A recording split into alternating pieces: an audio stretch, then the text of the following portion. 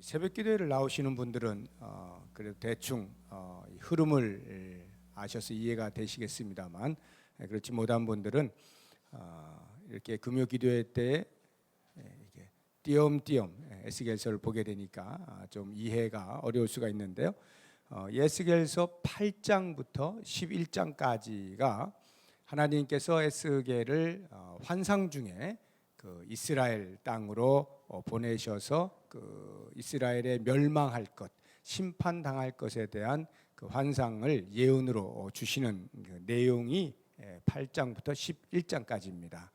그 8장에서 11장까지의 이스라엘의 심판과 멸망의 그 예언 속에서 마지막으로 오늘 주시는 말씀은 그럼에도 불구하고 그 안에서 회복이 있겠다라고 하는 희망의 메시지입니다. 이러한 메시지를 주시게 된 것은 11장 13절을 보시게 되면 에스겔이 이제 그와 같은 환상들을 쭉 보면서 얼마나 가슴이 아프겠어요. 자기 민족이 다 죽겠다는데.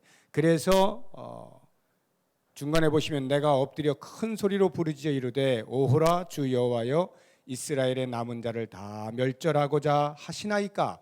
이렇게 이제 하나님께 탄원을 하는 것입니다. 정말로 다 죽이실 작정이십니까? 라고 하니까 하나님께서 그에 대한 대답으로 주신 것이 오늘 본문의 말씀이고요. 이러한 그 말씀을 주시게 된 당시의 상황을 15절 한 절에서 우리가 엿볼 수가 있는데, 이런 상황입니다.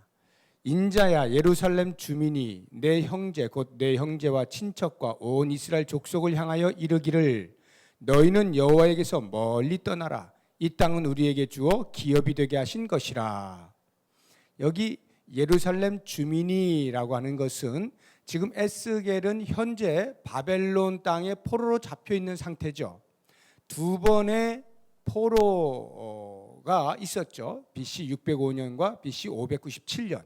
이렇게 두 차례에 걸쳐서 이스라엘 민족들 가운데 일부들이 바벨론으로 포로로 잡혀가게 된 것입니다.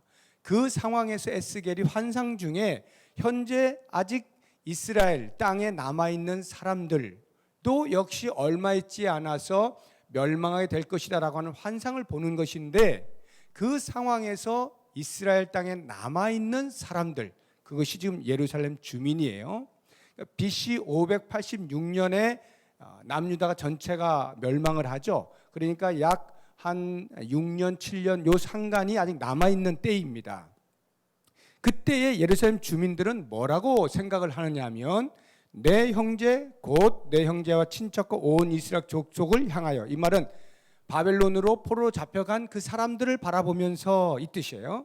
이르기를 너희는 여호와에게서 멀리 떠나라. 이건 비웃는 말입니다. 너희는 여호와의 징계를 받아서 포로로 잡혀갔지, 그러니 차라리 여호와에게서 멀리 떠나고 그냥 그 땅에 있는 우상들이나 섬겨라. 이런 식의 비아냥거리는 소리입니다. 이 땅은 우리에게 주어 기업이 되게 하신 것이라. 자기들은 포로로 잡혀가지 않았기 때문에 지금 이스라엘 땅에 그대로 머물러 있기 때문에 하나님께서 아직도 우리를 보호하고 계신 것이고 하나님께서 우리를 지켜주시는 것이다 라고 하는 자만으로 가득 차 있는 소리인 것입니다. 지금 이와 같은 상황 속에서 하나님께서 에스겔을 통하여 약속의 말씀들을 주시는 것이 16절 이하, 오늘 우리가 읽은 21절까지의 말씀인데요. 그 약속들이 어떠한 것인지를 하나씩 보면 16절에 보니까 이렇게 말씀하십니다. 내가 잠깐 그들에게 성소가 되리라. 그들에게 성소가 되어 주실 것이라는 약속을 하십니다. 그들은 바벨론에 있는 포로들을 말하는 거예요. 그러니까 이스라엘 땅에 남아 있어서 그들을 향하여 비웃고 있는 그 사람들에 대해서 아니 잘못되었다. 나는 저들에게, 너희가 비웃고 있는 그들에게 성소가 될 것이다. 이렇게 약속을 하시는 겁니다. 그럼 여기 이제 잠깐이라고 하는 말은 뭐 긴 시간 중에서 잠깐 동안만 내가 그렇게 성소가 돼줄게 라고 하는 말씀이 아니고, 이 잠깐이라고 하는 것이 바벨론 포로 기간이 잠깐일 것이다 이런 말이에요. 그 포로 기간 동안 잠시 있을, 다시 말하면 하나님의 징계로 바벨론의 포로로 잡혀왔지만 그 징계가 일시적일 것이다 라고 하는 말이 잠깐이에요. 잠깐 그들에게 성소가 되리라. 다시 말하면 바벨론의 포로로 잡혀있는 기간 동안에 비록 그들이 징계에 의해서 잡혀왔지만 하나님을 사모하고 하나님을 바라보고 있다면 하나님께서 그들에게 성소가 되어주시겠다라고 하는 말씀입니다. 이게 어떤 의미냐면 지금 이스라엘 땅에 머물러 있는 사람들은 예루살렘 성전이 아직 파괴되지 않았잖아요. 예루살렘 성전이란 하나님의 임재를 상징하는 곳이죠. 그러니까 이스라엘 땅에 남아있는 사람들은 여전히 하나님이 자기들과 함께하고 있다라고 생각하는 겁니다. 예루살렘 성전이 있으니까요. 그런데 정작 에스겔을 통하여 보여주시는 환상들은 계속해서 하나님이 그 예루살렘 성전에서 떠나가시는 모습들을 환상으로 보여주시는 겁니다. 이미 떠나간 거예요. 그리고 그 하나님이 어디로 가셨느냐? 바벨론에 포로 잡혀 있는 사람들에게 임하여 있다 이 말이에요. 하나님의 임재가 바벨론에 있으시다라고 하는 것, 이것이 그들에게 성소가 되리라 하는 말씀의 의미인 거예요. 그러니까 우리가 성소라고 하면 하나님의 임재가 있는 곳 이렇게 알고 있지 않습니까? 그런데 중요한 것은 이런 성소가 있는 곳에 하나님이 계신 것이 아니라 정확하게 이야기하면 하나님이 계신 곳이 성소가 되는 겁니다. 굉장히 우리가 경고의 말씀으로 드려야 되는 것인데, 우리가 하나님의 성전이라 이렇게 말하잖아요. 우리 자신을 성령이 내주하고 계시는 하나님의 성전이라 할 때에 과연 내가 하나님의 성전이냐라고 하는 것을 확인하는 것은 하나님이 내 안에 계시느냐라고 하는 것입니다. 하나님이 내 안에 계시느냐, 계실 때 비로소 내가 성소가 되는 것이고요. 우리 신앙 공동체도 마찬가지입니다. 우리가 교회라고 하는 이름을 걸고 건물을 세우고 믿음의 사람들이 모여서 같이 신앙생활을 하고 있습니다만, 이러한 모임 속에 하나님이 임재하여 계실 때 비로소 이것이 교회이고 성전이지, 하나님이 계시지 아니한다고 할 것 같으면 우리가 아무리 하나님의 이름을 부르고 노래하고 예배하는 온갖 신앙의 행위를 다 한다 할지라도 정작 하나님이 떠나 계시면 여기는 더 이상 성소가 아니라는 것이죠. 그런 면에서 우리가 예배 행위를 하고 신앙의 행위를 모여서 공동체로서 행하고 있다라고 하는 그 자체가 우리에게 하나님이 우리와 함께 하신다 하는 것에 대한 보장을 해주는 것이 아닌 겁니다. 그래서 우리의 신앙함에 좀 더 긴장을 하고 돌아보고 우리의 삶을 살펴서 하나님의 임재하심이 있기를 위하여 끊임없이 우리가 살펴야 되는 것이죠. 지금 이스라엘 백성들, 이스라엘 땅에 있는 그 사람들이 착각한 것이 바로 이 부분이고요. 바벨론 사람들은, 바벨론에 머물고 있는 그 포로에 있는 사람들은 그 예루살렘 주민들이 계속 손가락질하니까 얼마나 힘든 삶입니까? 그런데 그들에게 하나님께서 내가 너희와 함께 있겠다, 내가 잠깐 너희에게 성소가 되어주겠다라고 하는 약속의 말씀을 주실 때 그것이 얼마나 큰 힘이 되었겠느냐 하는 것입니다. 자, 두 번째로 17절에 보면은 이런 약속을 하시는데요. 하나님께서 그 포로로 잡혀 있는 바벨론에 있는 사람들에게 고토로 이스라엘 땅으로 다시 돌려보내 주시겠다라고 하는 것입니다. 너는 또 말하기를 주 여호와의 말씀에 내가 너희를 만민 가운데서 모으며 너희를 흩은 여러 나라 가운데서 모아내고 이스라엘 땅을 너희에게 주리라.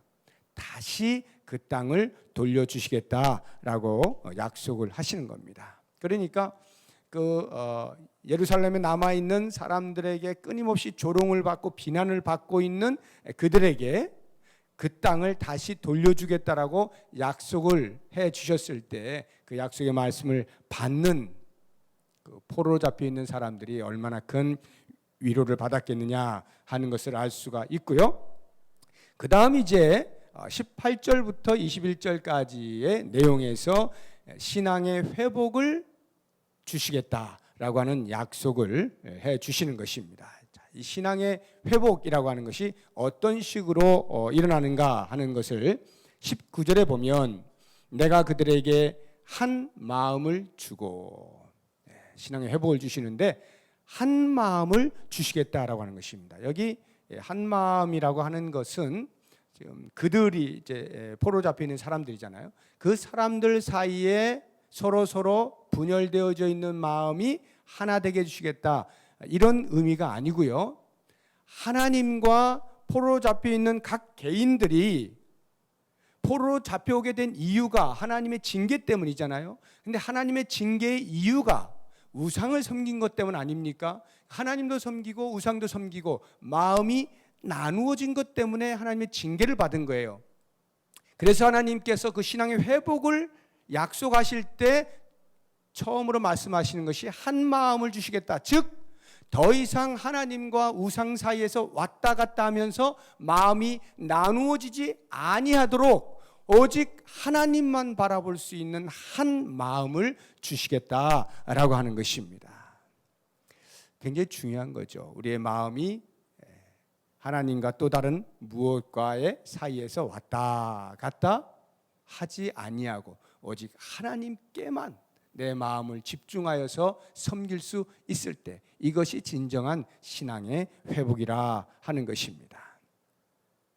그러므로 우리의 삶에서 우리가 때로 살펴볼 필요가 있습니다. 이 이스라엘 백성들이 하나님을 전심으로 무시하고 우상만 섬긴 게 아니에요.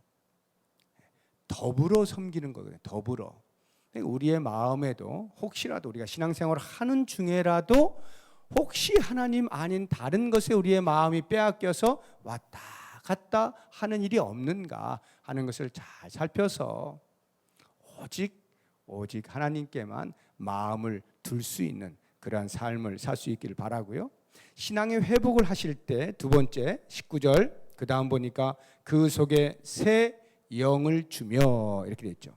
그 속에 새 영을 주며, 새 영을 준다라고 하는 말은 쉽게 이야기하면 이런 거예요. 새로운 심령, 정신을 차리고 이제는 하나님께만 집중해야지라고 하는 새로운 그러한 심령을 주시겠다라고 하는 거예요. 그러니까 고토로 돌아가게 되면 하나님께만 향하는 순전한 마음으로 그렇게 바꿔주신다라고 하는 게 이 새 영을 주겠다라고 하는 것인데요.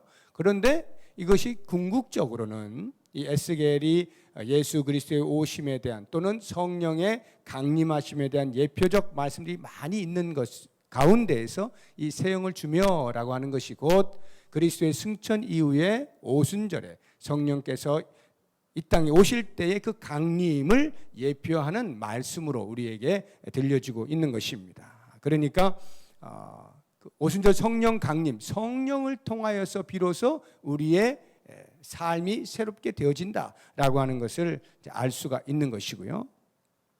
그 다음 19절 제일 뒷부분에 보게 되면 그 몸에서 돌 같은 마음을 제거하고 살처럼 부드러운 마음을 주어, 부드러운 마음을 주시겠다라고 하는 거예요. 그러니까 우리의 신앙의 회복이라고 하는 것은 마음이 부드러워야 하는데요. 때로는 우리가 돌같이 이렇게 딱딱할 때가 있습니다. 그래서 하나님의 말씀의 씨앗이 들어와도 어디 이렇게 머물 곳이 없어요. 다 튀겨 나가고요. 누가 와서 쪼아 먹을 만큼 딱딱한 마음이 되어 있는 거죠. 그런데 그렇게 성령의 강림하심을 통하여서 성령을 통하여서 우리의 마음이 부드럽게 되어지면 어떤 일이 벌어지느냐 하면 20절에 내 율례를 따르며 내 규례를 지켜 행하게 될 것이다 하는 말이에요. 우리의 마음이 부드러워지는 것에 알 수 있는 그 현상은 하나님의 말씀이 쑥쑥쑥쑥 이렇게 들어오는 거예요. 그리고 그 말씀에 순종하고자 하는 마음이 잘 이렇게 열리는 것이죠. 그런데 딱딱한 마음은 주의 말씀을 들어도 계속 튕겨 나가는 거예요. 거부하는 마음들이 생기는 거죠. 이게 돌 같은 마음인데요. 부드러운 마음, 주의 말씀을 듣고 그 말씀에 순종하고자 하는 이러한 마음들이 생긴다면 곧 그것이 신앙의 회복을 의미하는 것이 되는 거죠. 이러한 그 신앙의 회복에 있어서 전제되어질 일이 있습니다. 그게 뭐냐 하면 18절의 말씀인데요. 그들이 그리로 가서 그 가운데 모든 미운 물건과 모든 가증한 것을 제거하여 버릴지라. 다시는 우상을 섬기지 않겠다라고 하는 작정이 우리의 삶에서 실제적인 행위로 나타나요. 끊어줘야 된다. 죄악을 끊어버려야 되는 거죠. 여기에 뭐 죄악의 대표적인 것은 우상을 숭배하는 거니까요. 그것을 끊어버리는 겁니다. 그러니까 우리의 죄됨으로부터 돌아서는 회개하는 일이 전제되어질 때 이와 같은 하나님의 회복해 하시는 은혜가 우리에게 자연스럽게 임하게 되어지고 그 결과로 주어지는 복이 20절 마지막에 보면 그들은 내 백성이 되고 나는 그들의 하나님이 되리라. 하나님과 우리 사이의 관계가 새롭게 형성이 되는데 독점적 관계가 되는 거예요. 이 독점적 관계라고 하는 것은 나와 하나님 사이에 그 어떤 것도 끼지 못한다 이런 말이에요. 하나님과 내 사랑 사이에 다른 것이 끼어서 그 사랑을 훼손시키지 못한다. 이게 독점적 관계의 형성이에요. 그들이 내 백성이 되고 내가 그들의 하나님이 되리라. 그러니까 나는 하나님만 섬기는 사람으로, 그러면 하나님은 우리를 보호하시고 지키시는 전능하신 하나님으로 계시겠다라고 하는 것이 신앙의 회복의 결과로 주어지는 약속의 말씀인 것입니다. 이제 마지막으로 우리가 결론의 말씀을 보겠는데, 그렇게 하고 끝나면 좋겠는데 그 다음 21절을 보면 또다시 18절에 있는 말씀과 비슷한 말씀이 나옵니다. 그러나 미운 것과 가증한 것을 마음으로 따르는 자는 내가 그 행위대로 그 머리에 갚으리라. 나 주 여호와의 말이니라. 이게 무슨 말이냐 하면 하나님께서 약속대로 그들을 고토로 돌아가게 해서 신앙의 회복을 주시는데도 불구하고 여전히 그 속에서 다시 옛날과 같이 이러한 가증한 일들을 하게 된다면 이런 말씀이에요. 그 대가로 충분히 징계를 받아 비용을 지불했음에도 불구하고, 그래서 하나님께 다시 회복시켜 주셨음에도 불구하고 여전히 옛 성품으로부터 떠나지 못하고 또다시 하나님 앞에서 가증한 일, 다른 우상을 섬기는, 하나님으로부터 마음이 떠나는 이러한 죄를 또 짓는다면 그것에 대하여 나는 또다시 징계할 것이다 라고 하는 것이 21절의 말씀이거든요. 근데 이 말씀을 우리가 왜 지금 깊이 묵상을 해야 되느냐 하면 이런 거예요. 지금 여기에서의 이 상황은 이제 우리의 삶으로 적용해 본다면 더 이상의 기회가 없다라고 하는 것을 의미하는 거예요. 그러니까 하나님께서 그리스도의 오심을 통하여 그동안에 지은 모든 죄들에 대해서 그리스도께서 십자가에 못 박혀 죽으심으로 사하여 주셨어요. 그래서 우리로 구원받게 하셨고 그리스도 안에서 의롭다함을 받게 하셨어요. 그리고는 성령을 통해서 우리의 마음을 부드럽게 하시고 하나님의 말씀에 순종할 만한 충분한 그릇이 되도록 만들어 주셨어요.